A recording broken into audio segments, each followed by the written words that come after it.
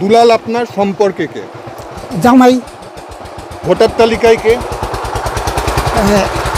ছেলে।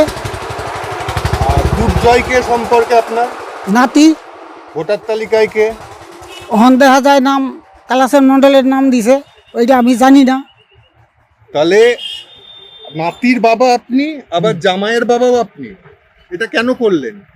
ওইটা তো আমি জানিও না, জানিও না, আর আমি ওইটা দেখিও না। তাহলে কোনটা জানতেন? আমি জানি দুলালের দুই, আর এই প্রকাশ মণ্ডলেরটা। দুলালের দুই থেকে- ছেলে আমার। তো দুলাল তো আপনার ছেলে নয়।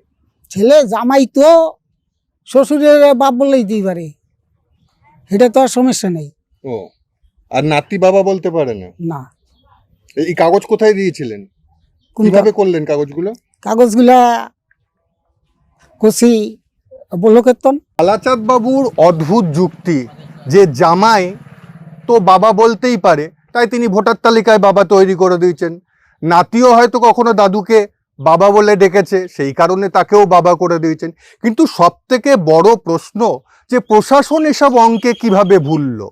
তাদের কাছে তো সমস্ত নথি জমা দিতে হবে। একটা ভোটার কার্ড, আধার কার্ড তৈরি করতে গেলে তার নানান নথি থাকবে, জন্মের শংসাপত্র থেকে শুরু করে আধার কার্ড, পঞ্চায়েতের সার্টিফিকেট। এইগুলো কি হলো? তাহলে কি কোথাও ভূত রয়েছে? সরকারি দপ্তরের ভেতরেই কোথাও ভূত রয়েছে? এইভাবেই কি বাংলাদেশ থেকে বাসিন্দারা আসছে কেতুগ্রামে এবং একেবারে সরাসরি হাতে পেয়ে যাচ্ছে ভোটার কার্ড, আধার কার্ড? এই প্রশ্নটা তো থেকেই যাচ্ছে।